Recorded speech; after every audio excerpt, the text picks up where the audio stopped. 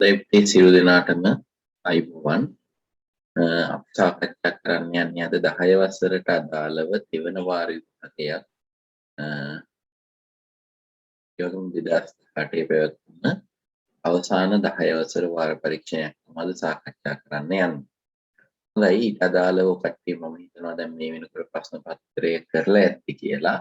ඒ නිසා අපි වැඩි වෙලාවක් ගන්න වෙනවා ප්‍රශ්න පත්‍රය සාකච්ඡා කරන්න. ඔකට්ටිය දන්නවා ප්‍රශ්න පත්‍රයේ ස්ට්‍රක්චර් හැදෙන්නේ කියලා. ඔකට්ටියට බිස්නස් පාඩම් වලින් MCQ 16කුත් accounts පාඩම් වලින් MCQ 24කුත් තමයි ඔකට්ටියට මේ MCQ 40ට අදාළව හම්බෙන්නේ. එක MCQ එකට එක ලකුණු බැගින් ඔකට්ටියට ලකුණු 40ක් හම්බ වෙනවා. හොඳයි. එහෙනම් අපි එනවා පළවෙනි ප්‍රශ්නෙට. අපේ පළවෙනි ප්‍රශ්නය අහනවා අවශ්‍යතාවල ලක්ෂණයක් මොවන්නේ? අපි දන්නවා අවශ්‍යතාවයක් කියන්නේ මිනිස්සුත් ලෙස ජීවත් වෙනකොට අනිවාර්යෙන් සපුරාගත යුතු දේවල් වලට කියනවා අවශ්‍යතා කියලා. අවශ්‍යතා තියෙන පුතේ පළවෙනි උත්තරය සීමිතයි. අවශ්‍යතා ඇත්තටම අපිට තියෙන සීමිත ප්‍රමාණයක්. ආහාර, ඇඳුම්, සෞඛ්‍ය, අධ්‍යාපනය, විනෝදය, නිවාස මෙන්න මේ වගේ අවශ්‍යතා සීමිත ප්‍රමාණයක් තියෙනවා. ඒ අවශ්‍යතා සපුරා ගන්නා විවිධ ස්වරූප එහෙම නැත්නම් වමනා සීමිතයි. ආහාර කියන අවශ්‍යතාවය සපුරා ගන්න බත් පාන් පිටි පල්ල වගේ ගොඩක් දේවල් තියෙනවා. අවශ්‍යතා හැමෝටම පොදුයි. ඇඳුම් කියන අවශ්‍යතාවය හැමෝටම පොදුයි. නිවාස කියන අවශ්‍යතාවය හැමෝටම පොදුයි. හැබැයි ඒක සපුරා ගන්න විවිධාකාර වෙනවා පුද්ගලයාගෙන් පුද්ගලයාට. ඊට පස්සේ අවශ්‍යතා අත්‍යවශ්‍ය වීම. අත්‍යවශ්‍යයි අනිවාර්යෙන් අවශ්‍යතා සපුරාගත යුතුයි. හැබැයි වමනා අනිවාර්යෙන් සපුරා ගන්න ඕන කියලා නීතියක් නැහැ. එහෙනම් පළවෙනි තුනම හරි. 4 අවශ්‍යතා සංකීර්ණ වීම කියලා තියෙනවා. නෑ පුතේ අවශ්‍යතා සංකීර්ණ නෑ සරලයි. අපිට බඩගින්න කියන එක આવොත් අපිට සරලව හඳුනා ගන්න පුළුවන් අපිට බඩගින්නක් ආවා කියලා. හැබැයි උවමනාව තෝරනකොට අපි සංකීර්ණ ක්‍රියාවලියකට භාජනය වෙනවා. මේ අවස්ථාවත් එක්ක අපි මොන වගේ කැමැද්ද කන්නේ.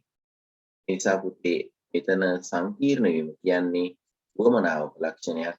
ඒ නිසා උත්තරය 4. 1 නිෂ්පාදන සාධක පුතේ ප්‍රධාන වශයෙන් 4ක් තියෙනවා. භූමිය, ශ්‍රමය, ප්‍රාග්ධනීය ව්‍යවසාය කියලා ඔන්න ඔබලට පේපර් පාඩම් කරන්න පුළුවන්. මේ නිෂ්පාදන සාධක 4න් නිෂ්පාදනයේදී ආධාර කරගන්නා මිනිසා විසින් සකස් කරන දෑ වලට අපි කියනවා මොනවා කියලාද? මම කියනකො සෙව් මිනික්කෝ කියලා. ප්‍රාග්ධනය කියලා කියන උත්තරය 3.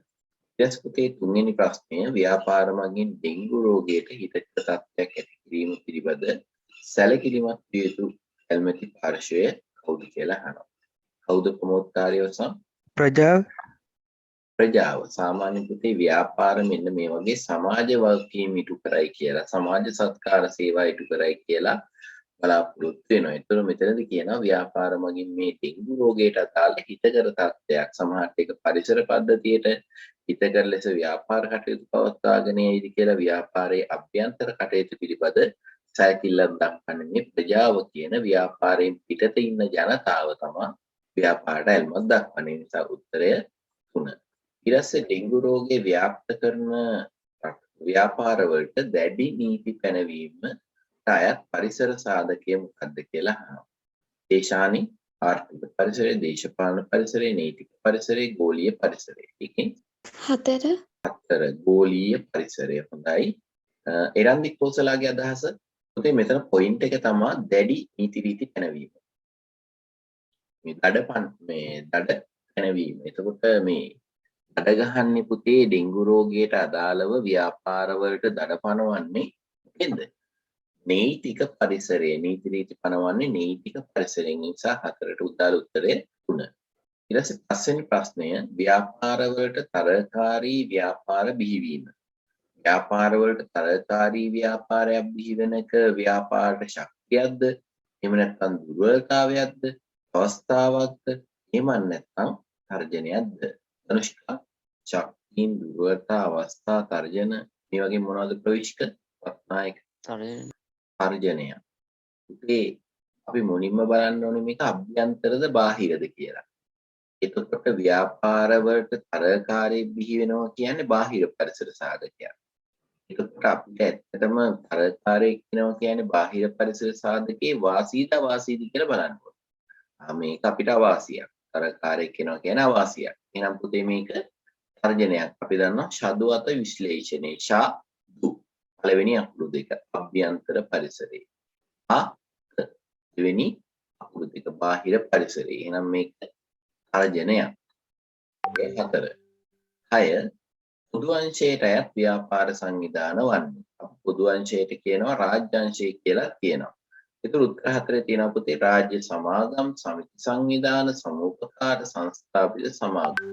අමල්නාවි ඉන්දුනි රාජ්‍ය සමාගම් එකස පොදු අංශයට අයත් වෙන්නේ පුතේ රාජ්‍ය සමාගම්. සමිති සංවිධාන කියලා කියන්නේ අපේ ගමේ මරණාධාර සමිතිය කියන්නේ පුතේ පෞද්ගලික අංශයක. ඒක ගමට විතරයි අදාළ. ඒකේ සමාජිකයන්ට විතරයි. මම කියලා තියෙනවා යාපනයේ මලගෙදරක් වුණොත් අපේ ගමේ හට් එක යවන්නේ නැහෙනි. සම්පකාර ව්‍යාපාර කියන්නේ අවම වශයෙන් සමාජිකයන් 10 දෙනෙකුවත් එකතු වෙලා ආරම්භ කරන ව්‍යාපාර සංවිධානයක්. සංස්ථාපිත සමාගම් ප්‍රස්තුත කළා ආරම්භ කරන ව්‍යාපාරයක්. ඒතකොට ඒවා ඔක්කොම පෞද්ගලික අංශයේ ව්‍යාපාර. එන රාජ්‍ය අංශයේ නැත්නම් පොදු අංශයට අයත් වෙන්නේ රාජ්‍ය සමාගම්. උත්තරය 1. 6 වෙනි ප්‍රශ්නයට. 7 වෙනි ප්‍රශ්නය ව්‍යාපාර සංවිධාන වර්ගීකරණය කිරීමේදී පරිමාණය අනුව තීරණය කිරීමේදී ප්‍රමාණාත්මක නිර්ණායකයක් නොවන්නේ. ප්‍රමාණාත්මක කියන්නේ පුතේ ගණනය කරන්න බැරි ඉලක්කම් වලින් ගණනය කරන්න බැරි. ප්‍රමාණාත්මක කියන්නේ ඉලක්කම් වලින් ගණනය කරන්න පුළුවන් ඒවට තමයි අපි කියන්නේ ප්‍රමාණාත්මකයි. ගුණාත්මක තමයි ඉලක්කම් වලින් ගණනය කරන්න බෑ. ඒතර පුතේ අපි මෙතන අහනවා ඉලක්කම් වලින් ගණනය කරන්න බැරි සාධකය මොකක්ද කියලා. පරිමාණය අනුව ප්‍රධාන කොටස් දෙකකට බෙදනවා සුළු පරිමාණ, මහා පරිමාණ ව්‍යාපාර කියලා. එතකොට පළවෙනි එක තියෙනවා ව්‍යාපාරයේ ප්‍රාග්ධන ප්‍රමාණය, ඊට පස්සේ දෙවෙනි එක තාක්ෂණය, භාවිතා කරන බලශක්ති ප්‍රමාණය, සේවක සංඛ්‍යාව. මෙන්න මේ වගේ ප්‍රමාණාත්මක නිර්ණායකයක් නොවන්නේ මොකද්ද දිල්මානේ විදියට? තාක්ෂණය පුතේ. ඒක අපිට සංඛ්‍යාත්මක වශයෙන් ගණනය කරන්න බැරි නිර්ණායකයක්. ඒ නිසා අපි ඒක ගුණාත්මක නිර්ණායකයක් විදියට තමයි සැලකන්නේ. එතකොට ඉතුරු සෙට් එකම ඔයාලට ඔන්න පේපර් පාඩම් කරනකොට පාඩම් කරන්න පුළුවන්. පරිමාණය අනුව තීරණය කරනකොට ප්‍රමාණාත්මක නිර්ණායක විදිහට අපි භාවිතා කරන විදුලි බල ශක්තිය, ව්‍යාපාරයේ ප්‍රාග්ධන ප්‍රමාණය, සේවක සංඛ්‍යාව කියන නිර්ණායක පාඩම් කරගන්න පුළුවන්. ඊට පස්සේ 8 සේවක සංඛ්‍යාව 25ට අඩු ව්‍යාපාර සුළු ව්‍යාපාර විදිහට වර්ගීකරණය කළා තියෙන්නේ මොකද්ද? ශ්‍රී ලංකා මහ බැංකුව, කාර්මික සංවර්ධන මණ්ඩලය, ජනහා සංඛ්‍යා ලේඛන දෙපාර්තමේන්තුව, කාර්මික තාක්ෂණික ආයතනය. මෙන්න මේ ආයතන හතරෙන් සේවක සංඛ්‍යාව කියන කැටගරිය පදනම් කරගෙන සේවක සංඛ්‍යාව 25ට අඩුයි නම් ඒක සුළු පරිමාණ ව්‍යාපාරයක් කියලා අපිට කියලා තියෙන්නේ කවුද? තරුචිකා. ආනදුර ජනහා සංඛ්‍යා ලේඛන දෙපාර්තමේන්තුව. ජනහා සංඛ්‍යා ලේඛන දෙපාර්තමේන්තුවෙන් තමයි අපේ මෙන්න මේ නිර්ණායකය දාලා තියෙන්නේ. හොඳට මතක තියාගන්න. උඹලා අච්චු පොතේ ඔය කට්ටියගේ සිලබස් එකට අදාළව සුළු පරිමාණ ව්‍යාපාර කියලා වර්ගීකරණය කරන නිර්ණායක වලින් දීලා තියෙන ওই ජනහා සංඛ්‍යා ලේඛන දෙපාර්තමේන්තුවෙන්. ඒකවල ගොඩක් පේපර් වල අහන ප්‍රශ්නයක් තමයි ඕක. ඊට අමතරව මම ඔය කට්ටිය දීලා තියෙනවා ශ්‍රී ලංකා මහ බැංකුව භාවිතා කරන නිර්ණායකය. ශ්‍රී ලංකා මහ බැංකුව භාවිතා කරන්නේ මොකද්ද? භාවිතා කරන විදුලි බල ප්‍රමාණය කිලෝවොට් ඇම්පියර් 50ට වඩා අඩු ව්‍යාපාර සුළු ව්‍යාපාර විදිහට ගන්නවා. ඊට පස්සේ කාර්මික සංවර්ධන මණ්ඩලයක්, කාර්මික තාක්ෂණික ආයතනයක් ඒ කට්ටිය භාවිතා කරන්නේ පුතේ ප්‍රාග්ධන ප්‍රමාණය. ප්‍රාග්ධන ප්‍රමාණය මිලියන 4ට වඩා අඩුයි නම් අපි කියනවා සුළු පරිමාණ ව්‍යාපාරයක් කියලා එයාලගේ නිර්ණායකය. එතකොට ඒ එකක්වත් ඔයාලට ලොකුවට මතක තියාගන්න ඕනේ. ප්‍රධාන වශයෙන් මතක තියාගන්න ඕනේ මේ ජනහා සංඛ්‍යා ලේඛන දෙපාර්තමේන්තුවේ නිර්ණායකය සේවක සංඛ්‍යාව 25ට වඩා අඩු ව්‍යාපාර සුළු ව්‍යාපාර කියලා. එහෙනම් පුතේ උත්තරය 3. 9 වෙනි ප්‍රශ්නේ කේවල ස්වාමී ව්‍යාපාරයකට ආවේනික ලක්ෂණයක් නොවන්නේ. අනිත් පුද්ගල ව්‍යාපාරයකට ආවේනික වෙච්ච ලක්ෂණයක් නොවන්නේ.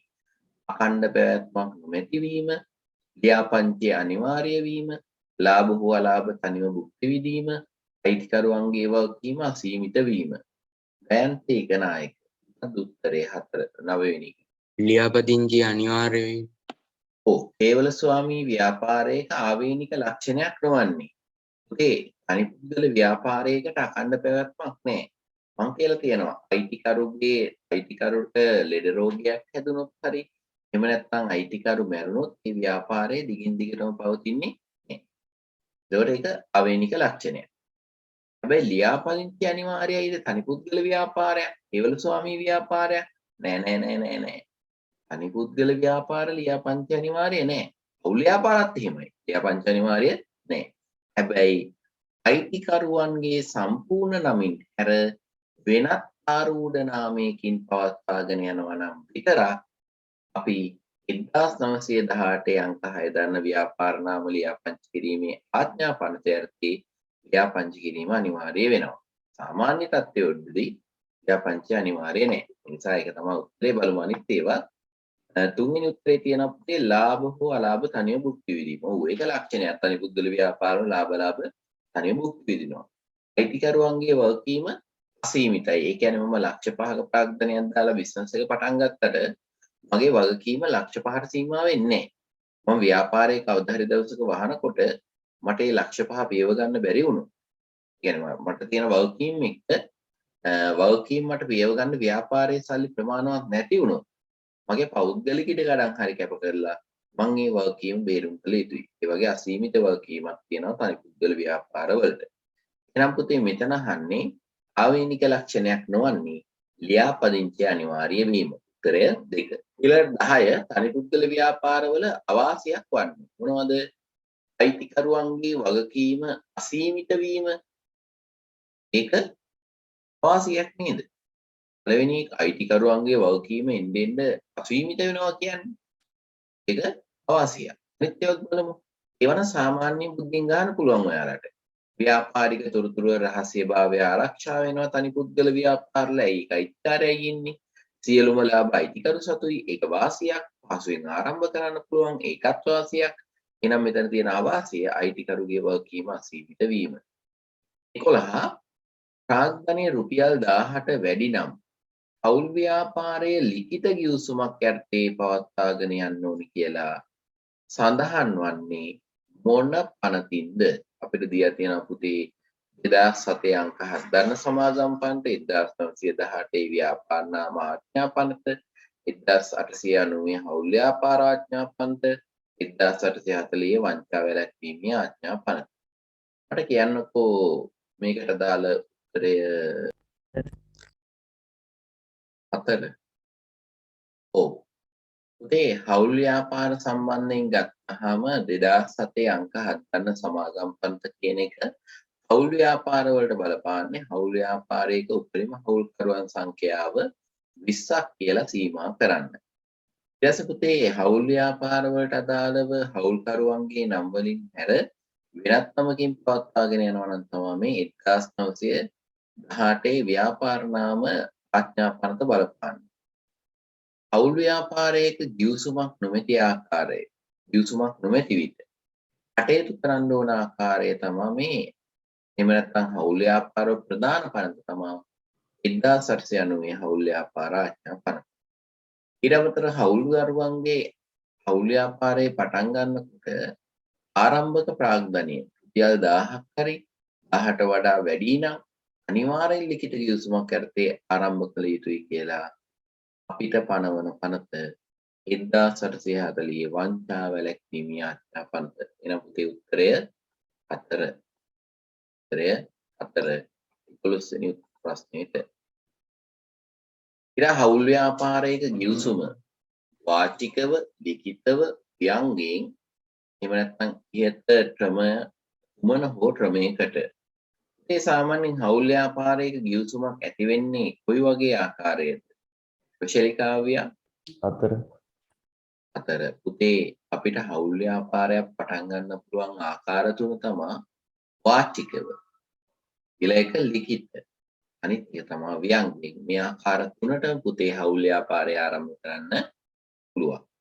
එතකොට අපිට උත්තරේ විදිහට ගන්න පුළුවන් ඉහත කුමන හෝ ආකාරයකට 13 වෙනි ප්‍රශ්නය ව්‍යාපාරයේ අයිතිකරුවන්ගේ වගකීම සීමා සහිත වන්නේ. වගකීම සීමා සහිත වන්නේ. මේදාවි. වගකීම සීමා සහිත ව්‍යාපාරයේ පුතේ තනි පුද්ගල ව්‍යාපාර, පවුල් ව්‍යාපාර, සංස්ථාපිත සමාගම් එහෙම නැත්නම් ඉහත කිසිවක් නොවේ. මේදාවි. හවුල් ව්‍යාපාර වගකීම හවුල් ව්‍යාපාරවල පුතේ අසීමිතයි. හොඳට මතක තියාගන්න. ඔයාලගෙන් ප්‍රධාන වශයෙන් ඇහෙන එකක් තමයි හවුල් ව්‍යාපාර, තනි පුද්ගල ව්‍යාපාර, විශේෂයෙන් දෙපාර්තමේන්තු. ඔන්න ඔය තුනේ පුතේ වගකීම අසීමිතයි. වගකීම අසීමිතයි. එතකොට සංස්ථාපිත සමාගම් වල වගකීම අසීමිතයිද? සංස්ථාපිත සමාගම් වල පුතේ වගකීම අසීමිත නෑ, සීමිතයි. ඒ නිසා අපිට වගකීම සීමිත සමාගම් විදියට සීමිත ව්‍යාපාරයක් විදියට ගන්න වෙන්නේ සංස්ථාපිත සමාගම්. අනික සීමා සහිත කියලා වැටෙන්නේ මොනවද? වගකීම සීමා සහිත ව්‍යාපාර විදියට සමාගම් වලට තමයි. ඊළඟ 14 අහනවා 1972 අංක 5 දරන අනත යටතේ ලියාපදිංචි කර යුතු ව්‍යාපාරය. තනි පුද්ගල ව්‍යාපාර, පවුල් ව්‍යාපාර, සමිති ව්‍යාපාර, සමූහකාර සමිති. මට කියන්නකෝ බලන්න අවිෂ්ක සම්පත් සමුපකාර සමූපකාර ඔය සම්පකාරවල පනත බං 1972 අංක 5 දරන සමූපකාර සමිති පනත යටතේ තමා සමූපකාර ව්‍යාපාරයක් ආරම්භ කරන්න. එතකොට මම ඉස්සෙල්ලා කිව්වා සම්පකාර ව්‍යාපාරයක අවම සමාජික සංඛ්‍යාව කීයද? 10යි. අවම සමාජික සංඛ්‍යාව 10යි. හරි පුතේ. ඊළඟ ප්‍රශ්නය. එහෙනම් මේකට එන්නේ 1972 අංක 5 දරන සම්පකාර සමිති පනත යටතේ තමා සම්පකාර ව්‍යාපාර ලියාපදිංචි කර යුත්තේ. උත්තරේ 4. 15 වෙනි ප්‍රශ්නේ පාර්ලිමේන්තුවේ විශේෂිත පොදු පාර්ලිමේන්තු පනතක් යටතේ ආරම්භ කරන්නේ මොන ව්‍යාපාර සංවිධානයේද? මට කියන්නකෝ රාජ්‍ය සංස්ථා. පුතේ හරි. රාජ්‍ය දෙපාර්තමේන්තු පටන් ගන්න මොනවා යටතේද? අමාත්‍යාංශයක් යටතේ තමයි රාජ්‍ය දෙපාර්තමේන්තු පටන් ගන්න. මොනවද? අධ්‍යාපන අමාත්‍යාංශය යටතේ අධ්‍යාපන දෙපාර්තමේන්තුව අපි පටන් ගන්නවා. අධ්‍යාපන අමාත්‍යාංශය යටතේ අධ්‍යාපන දෙපාර්තමේන්තුව අපි ආරම්භ කරනවා. එතකොට විශේෂිත හෝ පොදු පාර්ලිමේන්තු පනතක් ඇත්තේ රාජ්‍ය සංස්ථා පටන් ගන්නේ. සම්පකාර දැන් සාකච්ඡා කරානේ. ඒක පටන් ගන්නේ මොකක් යටතේද කියලා. එහෙනම් උත්තරේ පුතේ 4. 15 වල උත්තරේ 4. 16 කළමනාකරණය හා පාලන කටයුතු ප්‍රධානියෙකු මගින් පාලනය වන්නේ රාජ්‍ය සමාගම්, රාජ්‍ය සංස්ථා, රාජ්‍ය දෙපාර්තමේන්තු, සම්පකාර සමිති. මට කියන්න බලන්න මේ කළමනාකරණයයි පාලනයයි ප්‍රධානියෙකු මගින් සිද්ධ වෙන්නේ ප්‍රශාන්ත් ජයවර්ධන දෙපාර්තමේන්තු රාජ්‍ය දෙපාර්තමේන්තු වල තමයි අපේ කළමනාකරණය පරිපාලනය ප්‍රධානියෙකු මගින් සිද්ධ වෙන්නේ. එයි අපි කියන්නේ රාජ්‍ය දෙපාර්තමේන්තු වලට පුතේ නෛතික පුද්ගල භාවයක් නැහෙනි. එතකොට එයාලා නීති ඉදිරියේ කටයුතු කරන්නේ කාගෙන්ද? ඒ කට්ටියගේ නිල නාමයෙන් කටයුතු කරන්නේ. ඒ කට්ටියගේ නිල නාමයෙන්. එතකොට මේකේ කළමනාකරණය හා පාලනය රජයේ ඍජු පාලනයට යටත් වෙන්නේ. රජයේ ඍජු පාලනයට දෙපාර්තමේන්තු වල යටත් වෙන්නේ. එතකොට රජයේ ඍජු පාලනයට යටත් වුණාට ඒක පාලනය කරන්නේ ප්‍රධානියෙකු මගින්. එහෙනම් පුතේ උත්තරය 3. 17 අන්න පුතේ බලන්න බිස්නස් ප්‍රශ්න අන්න 16ක් ආවා. දැන් 17 වෙනි ප්‍රශ්නේ accounts.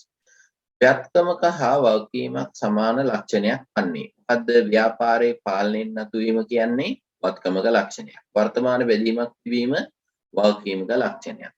අතීත ගනුදෙනුවක හෝ සිදු අතීත ගනුදෙනුවක ප්‍රතිඵලයක් ලෙස ඇතිවීම. මොකද්ද? වත්කමකයි වගකීමකයි දෙකම තියෙන ලක්ෂණ. දෙකේම තියෙන ලක්ෂණ. එහෙනම් පුතේ උත්තරය 3. ව්‍යාපාරයක ආදායම් බිහිවන නිවැරදි සමීකරණය වන්නේ. අපි දන්නවා ආදායම් බිහිවන සමීකරණය දැන් මෙතන පේනවා පුතේ ලාභය සමානයි ආදායම් ධන වියදම්. ආදායම් සමානයි ලාභය ඍණ වියදම්. මේ වගේ සූත්‍ර ටිකක් දීලා තියෙනවා. එහෙනම් මේ ලාභය හා සම්බන්ධ ඒවානේ. ඒතකොට සාමාන්‍යයෙන් අපි ලාභය කියන එක ගණනය කරන්නේ කොහොමද? ලාභය කියන එක ගණනය කරන්නේ කොහොමද? මට කියන්නේ ලාභය හොයන්නේ කොහොමද ව්‍යාපාරයේ ආදායම් වලට වියදම් එකතු කරලාද? එහෙම නැත්නම් ආදායම් වලින් වියදම් අඩු කරලාද?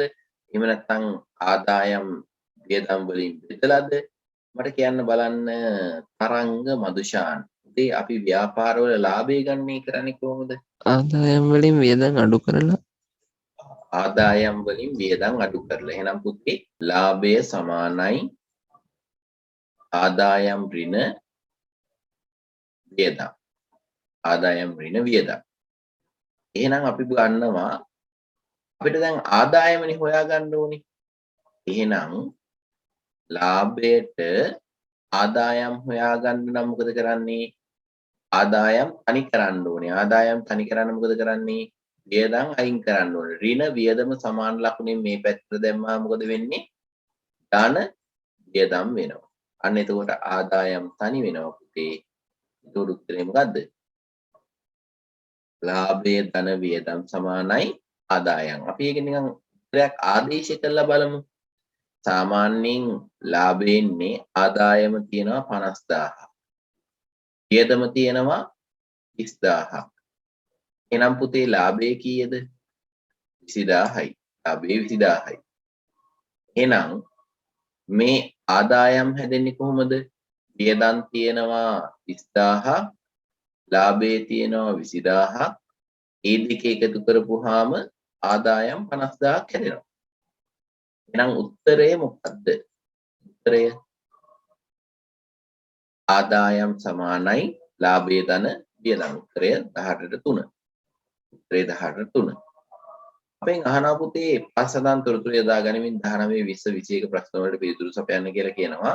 ලකී තම ව්‍යාපාරයේ පහත වත්කම් යෙදවිය කියලා කියනවා. මොනවාද? ලීබඩු මෝටරත ගොඩනැගිලි මුදල් යන්ත්‍ර. ඉහත තොරතුරු අනුව ලකීගේ ව්‍යාපාරයේ හිමිකම වන්නේ කීයද කියලා අහනවා. අපෙන් අහනවා හිමිකම කීයද කියලා. එහෙනම් පුතේ ලකී නම් මේ වත්කම් ටික යෙදුවේ එයාගේ හිමිකම මේ වත්කම් වල එකතුව. මේ සියලුම වත්කම් වල එකතුවට කියනවා අපි එයාගේ හිමිකම කියලා. කියනවා ලකී තම ව්‍යාපාර පහත වත්කම් යෙදවිය. ඒ කියන්නේ මේ සෙට් එකම දාලා තියෙන ලකී කියන අයිතිකාරයා.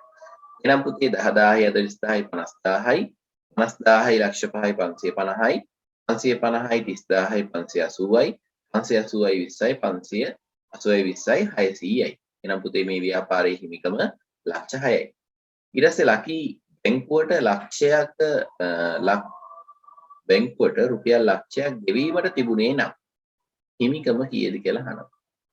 ලකී බැංකුවට රුපියල් ලක්ෂයක් ගෙවීමට තිබෙනම් හිමිකම කීයද කියලා අහනවා. එහෙනම් පුතේ දැන් එයාගේ හිමිකම තිබ්බා, එයා ගෙනාපු හිමිකම තිබ්බා ලක්ෂ 6ක්. එයා ලක්ෂයක් ඒකෙන් ගෙවුවොත් එයාගේ හිමිකම කීයද වෙන්නේ? ලක්ෂ 5යි. උත්තරය 3. විසර උත්තරය 3. 21 ලකී තම මුදල් අය කැමි ලෙස පැමිලා ව්‍යාපාරයට බදවා ගැනීමේදී රුපියල් 50000ක් ඇප මුදලක් ගන්නා ලදී. මේ අනුව බිහි වූ සේව කැපගිණුම වත්කම් ගිණුමක්ද, වගකීම් ගිණුමක්ද, ආදායම් ගිණුමක්ද? එව නැත්නම් වියදම් ගිණුමක්ද? මේ කැෂියර් එකට සේවිකාවක් බදවගෙන. ඒතකොට කැෂියර් එකේ සේවිකාව බදව ගන්නකොට පුතේ විශ්වාස නැහෙනේ. ඒ නිසා අපි යාගෙන් මුදල් අප මුදලක් ඉල්ල ගන්නවා. අපේට සල්ලි ප්‍රමාණයක් එයාගෙන් ගන්නවා. එතකොට ඒ අප මුදල අපිට වත්කමක්ද, වගකීමක්ද, ආදායමක්ද, වියදමක්ද කියලා අහනවා. පූර්ණ වගකීමද? වගකීමක්. අපිට පුතේ මේ සේවකයාගේ අප මුදල වගකීමක්. උත්තරය 4. 21ට උත්තරය 4. 22 අපිට දීලා තියෙනවා අපි මේ කලින් සාකච්ඡා කරලා තියෙන දෙයක් ව්‍යාපාරයේ අවසාන ප්‍රාග්ධනය අහනවා. 10:31 දිනට ප්‍රාග්ධනය. එතකොට අපිට දීලා තියෙනවා ආරම්භක ප්‍රාග්ධනය දීලා තියෙනවා. ආරම්භක ප්‍රාග්ධනය කීයද? 5000යි. ඒකට අපි එකතු කරනවා පුතේ කාල පරිච්ඡේදයේ ආදායම් 90000ක් එකතු කරනවා. ඊට පස්සේ ඒකට එකතු කරන අතිරේක ප්‍රාග්ධනය 35000ක්. අතිරේක ප්‍රාග්ධනය 35000ක්. කාල පරිච්ඡේදයේ වියදම් අඩු කරාට පස්සේ දැන්ලි තිබ්බොත් එකත් අඩු කරාට පස්සේ පුතේ අපිට 22 වෙනි ප්‍රශ්නයට අදාළ හිමිකම එනවා අවසාන හිමිකම එනවා කීයද 75000ක් එනවා. උත්තරය 4. උත්තරය 4. ඔයාලා පුතේ ওই සයිඩ් එකෙන් උත්තර ටික ලියා ගන්න. හදන විදිය දන්නේ නැති අය ලියා ගන්න. දැන් පහස සඳහන් ගිණුම් වතුරෙන් හිමිකම් ගිණුමක් වන්නේ බැංකු ණය ගිණුම, විකුණුම් ගිණුම, ණය ගැති ගිණුම, ගැන්ලි ගිණුම. සනෙත් පොතුවිල. ඒ මෙතනින් හිමිකම් ගිණුම මොකක්ද? ගැනිලි ගිණුම. අපි දන්නවා හිමිකම් ගිණුම් වර්ග දෙකයි තියෙන ප්‍රධාන ප්‍රාග්ධන ගිණුමයි ගැන්ලි ගිණුමයි. එහෙනම් පුතේ උත්තරය 4. ඊට පස්සේ 24 වැඩිවීම අඩුවීම එකම පිළිවෙලින් හරවන්නේ සාමාන්‍යයෙන් පුතේ වැඩිවීම හරවන්නේ මොනවද? වැඩිවීම හරවන්නේ අංශනී වීරකෝණ වත්කනයි වේදමුයි. වත්කමුයි වියදමුයි. එහෙනම් පුතේ බලමු පළවෙනි උත්තරේ අනිවාර්යෙන් පිළිවෙලට වැඩිවීමනේ. වැඩිවීම හරවෙන්න ඕනි වත්කම් ආන් තියෙනවා වියදම් තියෙනවා. ගැටලුවක් නෑ. එහෙනම් උත්තරය අපිට පුතේ දෙවෙනි උත්තරේ තුන්වෙනි උත්තරේ ඍජුවම අයින් කරන්න පුළුවන්. ඇයි ඒ වත්කම් වියදම් තියෙන්නේ 1/4 විතරයි. ඊළඟ අඩුවීම හරවන ගිණුම්. ඊළඟ පිළිවෙල අහන්න යන පිළිවෙලනේ අඩුවීම හරවන්නේ. අඩුවීම හරවන ගිණුම්. වගකීම් ආදායම් හිමිකම් වගකීම් ආදායම් හිමිකම්. එහෙනම් පුතේ දෙවෙනි පැත්තට තියෙන්න ඕනේ වගකීම් ආදායම් හිමිකම්. එහෙනම් පළවෙනි උත්තරේ එනවද? නෑ. පළවෙනි උත්තරේ නෑ. එහෙනම් අපේ ඊතුරු උත්තරේ මොකද්ද? වියදම් අන්න වගකීම් තියෙනවා. එහෙනම් උත්තරය 4. ව්‍යාපාරයක පවත්නා ගිණුම් සියල්ලෙහි එකතුව. ඔව් අපි දන්නවා ගිණුම් සියල්ලෙහි එකතුව හිමාංශාවචානි ලෙජර ලෙජරය. ගිණුම් සියල්ලෙහි එකතුවට අපි කියන්නේ ලෙජරය කියලා. උත්තරය 4. 26 පොදු ජර්නලයේ මූලාශ්‍ර ලියවිල්ල වන්නේ ඒක අපි දන්නවා ජර්නල් වවුචරය. උත්තරය 1. 27 අනෙකුත් ජර්නල් අතරේ මුදල් පොතේ ඇති විශේෂතාවය වන්නේ ලදු පොතක් නිසා නෑ. මුදල් පොත කියන්නේ මූලාශ්‍ර ලේඛනයක් නෙවෙයි පුතේ. මුදල් පොතේ මූලාශ්‍ර ලේඛනයක් තමයි ලදු පොත. ලදු පොතක් නෙවෙයි මුදල් පොත කියන්නේ. ඊට පස්සේ ණයට ගැනුම් සටහන් නොකරන නිසා නෑ. ඒක විශේෂතාවයක් නෙවෙයි. ගිණුමක කාර්ය පමණක් ඉටු කරන නිසා නෑ. මුදල් පොත කියන්නේ පුතේ දිත්කාරයන් ඉෂ්ට කරන මූලික සටහන් පොත. මොනවද දිත්කාරයන්?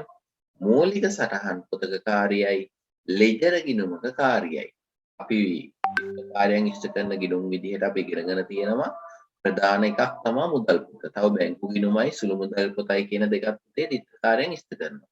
එතකොට උත්තරය 4 ගිණුමක් මෙන් මූලික සටහන් පොතක කාර්ය ඉටු කරන නිසා තමයි මුදල් පොත අනෙකුත් ජර්නල් වලින් විශේෂ වන්නේ. ජර්නල් කියලා කියන්නේ උතන අදහස් ගන්න පුතේ අනෙකුත් මූලික සටහන් පොත්. අනෙකුත් මූලික සටහන් පොත් වලින් එන විශේෂ වන්නේ දිත්කාරයන් නිසා.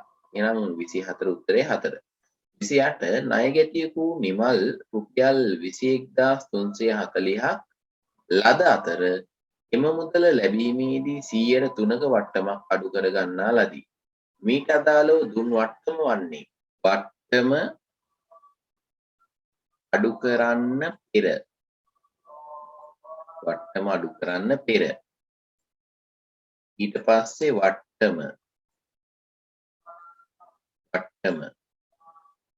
ඊට පස්සේ වට්ටමට අඩු කරන්න පෙර තිබ්බ එකෙන් වට්ටම අඩු කරාට පස්සේ අපිට හම්බ වෙනවා වට්ටම අඩු කරාට පසු වටිනාකම හම්බ වෙනවා.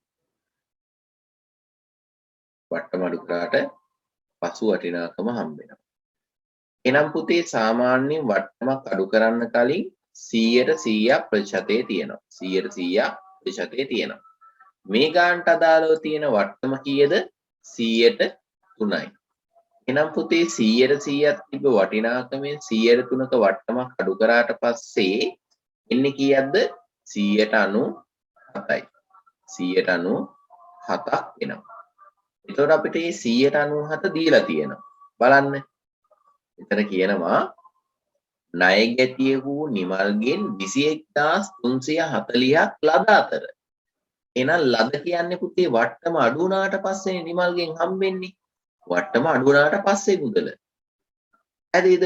එහෙනම් වට්ටම අඩු වුණාට පස්සේ මුදල 21340යි. එහෙනම් අපි යනවා 34000යි. එහෙනම් පුතේ මේ වට්ටම අඩු වුණාට පස්සේ ගාන 21340 කියන්නේ 97ක් තියෙන්නේ. අපෙන් අහන්නේ වට්ටම. එහෙනම් වට්ටම හොයාගන්න මොකද කරන්නේ? 21340 අපි බෙදනවා කීයෙන්ද? මේ 21340 කියන්නේ 97ක් නේ. 97න් බෙදනවා. ඊට පස්සේ වැඩි කරනවා කීයෙන්ද? 100ට 3න්. වට්ටම හොයාගන්න වැඩි කරනවා 100ට 3න්. අපිට වට්ටමට පෙර වටිනාකම හොයාගන්න මොකද කරන්නේ? 21340 බෙදනවා කීයෙන්ද? 97න්. ඒක වැඩි කරනවා කීයෙන්ද? 100න්. වට්ටමට පෙර හොයාගන්න. එහෙනම් පුතේ අපේ ප්‍රශ්නේ ඇවිල්ලා වට්ටම කීයද කියලානේ. එහෙනම් වට්ටම අපිට කීයක් එනවද? 21340 97න් බෙදලා 3න් වැඩි කරපුවාම ඔයාලට උත්තරේ එනවා කීයක්ද? උත්තරේ එනවා කීයක්ද? 660. 660ක් එනවා. ඊට පස්සේ රිපීට් ගිහින් බලන්න. කොහොමද රිපීට් යන්නේ? මුදලින් ලද මුදල කීයද? 21340යි. වට්ටම දැන් අපිට ආවා 660ක්. එහෙනම් මේ 660යි 21යි 340යි එකතු කරපුවාම මුළු මුදල එනවා කීයද? 22000. එහෙනම් 22000න් 100ට 3ක් අඩු කරාට පස්සේ නැවත 21340 එනවද කියලා බලන්න. 22000නේ මුළු වටිනාකම 100ට 100 වට්ටම අඩු කරන්න පෙර. එහෙනම් ඒ 22000න් 100ට 3ක් අඩු කරාට පස්සේ බලන්න අර ගාන එනවද? එහෙනම් ඔයා හරි. ඊට පස්සේ පුතේ 29 ණය හිමියෙකු රුපියල් 3000ක මුදලක් මුදල් වට්ටම් ණය හිමියන්ට මුදල් ගෙවීමේදී ලද අතර ඊට අදාළ දිස්සටහන වන්නේ. අපි දන්නවා පුතේ ණය හිමියට මුදල් ගෙවනකොට ණය හිමි වටිනාකම හර වෙනවා. එතකොට ණය හිමි ගිණුම හර ලද වට්ටම් කියන්නේ ආදායම් වැඩි මුදල්මය බැර ලද වට්ටම් ගිණුම බැර. එහෙනම් උත්තරේ 129ට. එය සමන්මලීගේ ව්‍යාපාරයේ 2018 ඔක්තෝබර් මාසය සඳහා ලබා දුන් සුළු මුදල් අග්‍රිමේ වටිනාකම සුළු මුදල් අග්‍රිමයෙන් 850ක වියදමක් දරා ඇති අතර. එහෙනම් පුතේ මේ 10 වෙනි මාසේ දරලා තියෙන වියදම කීයද? 850යි. 850ක වියදමක් දරලා තියෙනවා.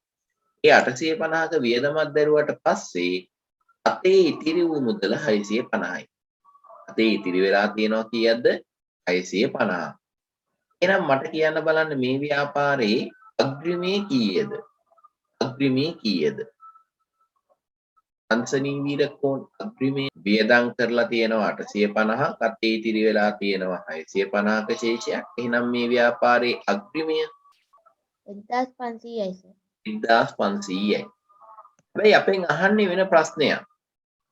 මේ අනුව නොවැම්බර් මාසයේ සුළු මුදල් වියදම් වෙනුවෙන් ප්‍රධාන මුදල් භාරකරු විසින් සුළු මුදල් භාරකරුට ලබා දෙන මුදල කීයද කියලා අහන්නේ.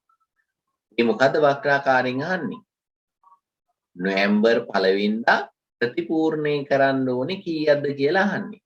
එහෙනම් පුතේ ප්‍රතිපූර්ණේ කරන්නේ සාමාන්‍යයෙන් පෙර කාල පරිච්ඡේදයේ වියදම් වූ මුදල තමයි මේ මාසේ ප්‍රතිපූර්ණේ කරන්නේ. එහෙනම් පෙර කාල පරිච්ඡේදය මොකද්ද? ඔක්තෝබර්. ඔක්තෝබර් මාසයේ වියදම් කරා 850. එහෙනම් මේ මාසේ ප්‍රතිපූර්ණේ කරන්නේ කීයද? 850. එහෙනම් උත්තරේ කීයද? පළවෙනි එක. 21 සුළු මුදල් අග්‍රිමයේ ලෙස ප්‍රධාන මුදල් භාරකරු සුළු මුදල් භාරකරුට සල්ලි දෙනකොට මං කව හැම වෙලාවම ඔය ප්‍රැක්ටිකල් හිතපල්ලා. හරිද? සුළු මුදල් භාරකාරයාට සල්ලි හම් වෙනකොට උගේ අතේ තියෙන සල්ලි මොකද වෙන්නේ? වැඩි වෙනවා. එහෙනම් සුළු මුදල් පොත හර. ප්‍රධාන මුදල් භාරකාරයා සුළු මුදල් භාරකාරයාට සල්ලි දෙනකොට ප්‍රධාන මුදල් භාරකාරයාගේ අතේ සල්ලි අඩු වෙනවා. එහෙනම් ප්‍රධාන මුදල් පොත බැර. එහෙනම් පුතේ උත්තරය හරිනේ. ඊට පස්සේ අපි එනවා 32 චෙක්පත් නිකුත් කළ බව තහවුරු කිරීමට අදාළ මූලාක්ෂර ලේඛන. පුතේ අපි චෙක්පත් නිකුත් කරනවා කියන්නේ ව්‍යාපාරයේ අපිට හම්බෙලා තියෙනවනේ චෙක් පොතක්. අන්නේ චෙක් පොතෙන් අපි චෙක් එකක් නිකුත් කරනකොට ඒක අපිට තහවුරු කරගන්න තියෙන්නේ මොකද්ද?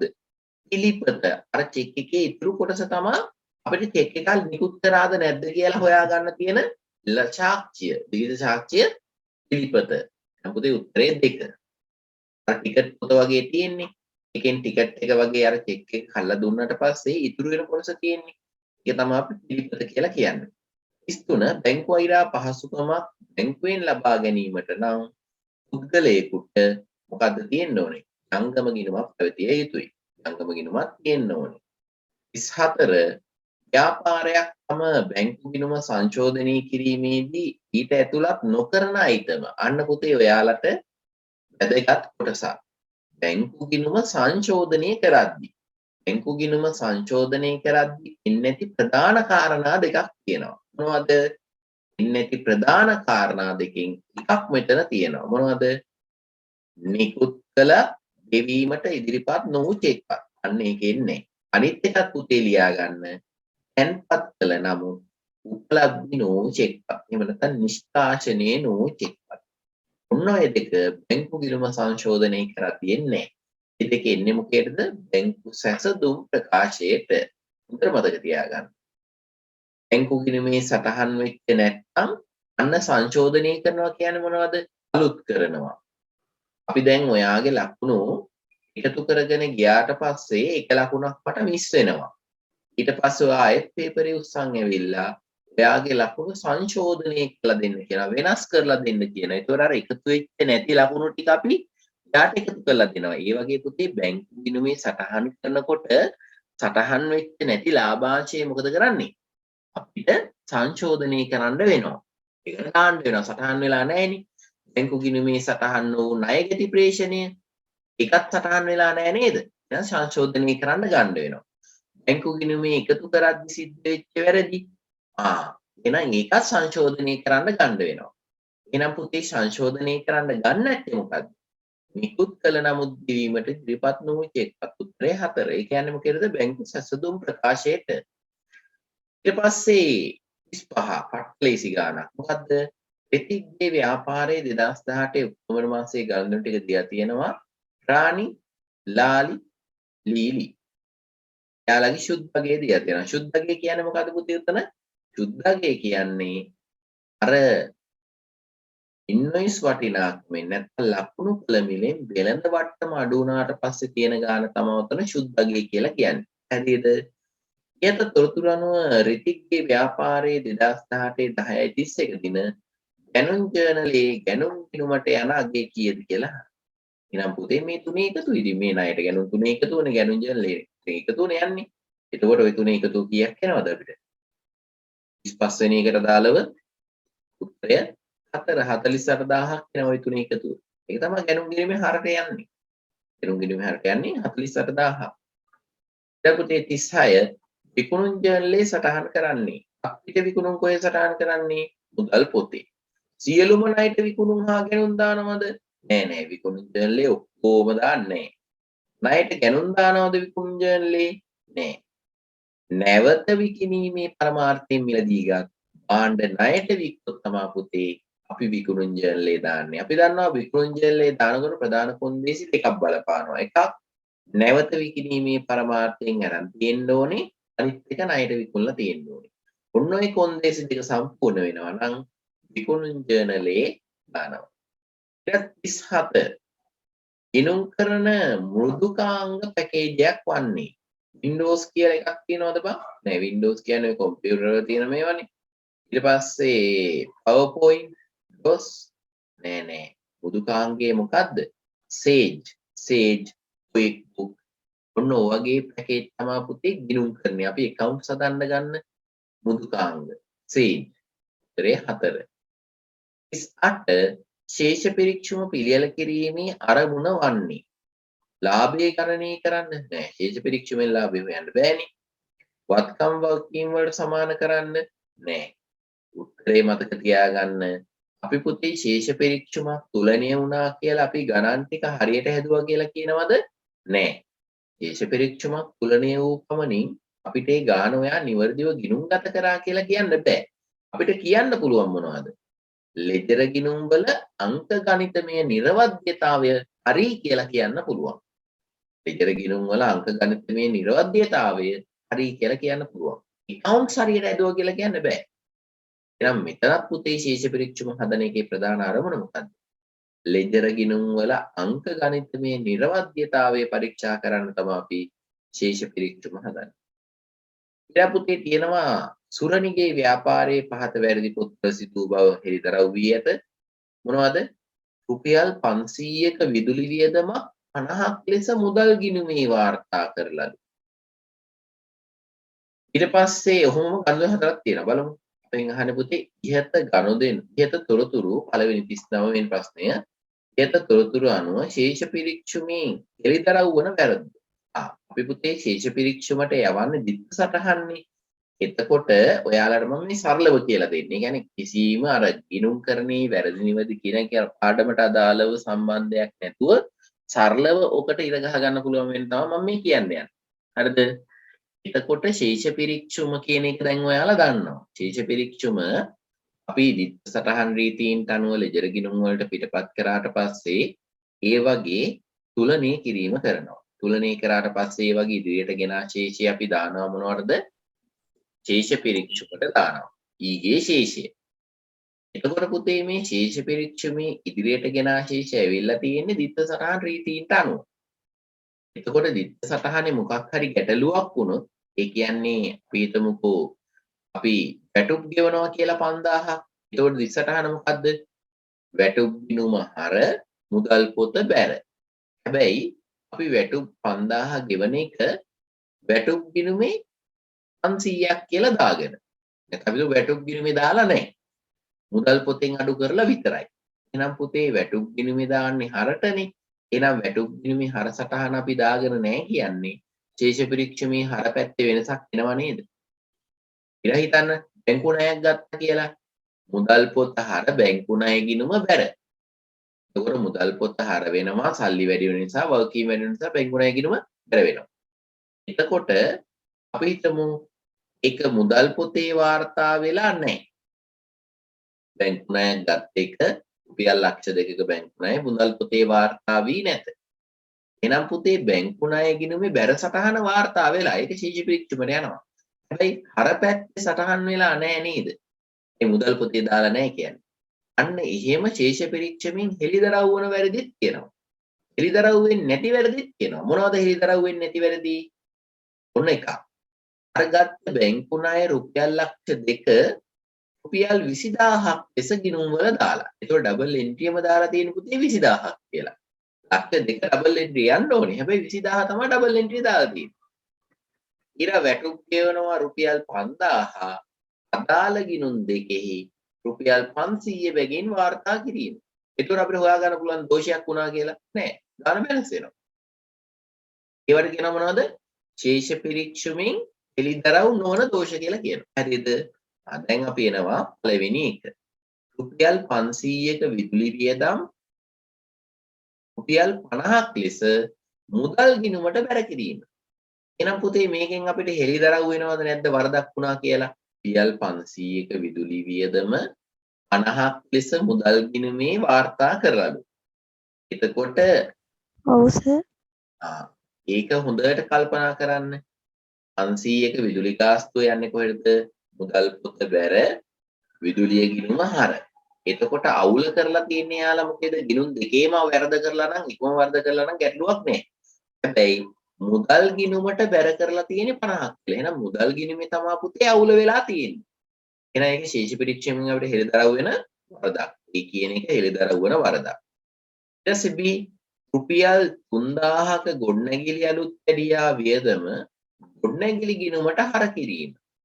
එතකොට පුතේ ගොඩනැගිලි අලුත් වැඩියා කියන්නේ වියදම. සාමාන්‍යයෙන් ගොඩනැගිලි අලුත් වැඩියාවක් වුණාම මොකද කරන්නේ?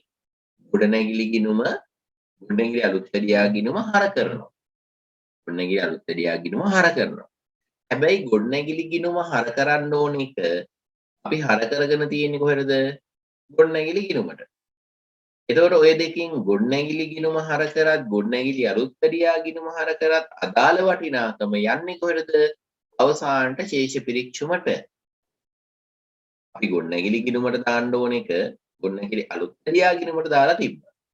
ගොඩනැගිලි අලුත් පෙඩියා ගිණුමේ දාන්න ඕන එකක්. ගොඩනැගිලි ගිණුමට දාලා තිබ්බත් ඔය දෙකම කොහෙටද යන්නේ අවසාන වශයෙන් ශේෂ පිරික්සුමට. ඒතකොට අපිට වැටෙන පැත්ත තමයි වැදගත්.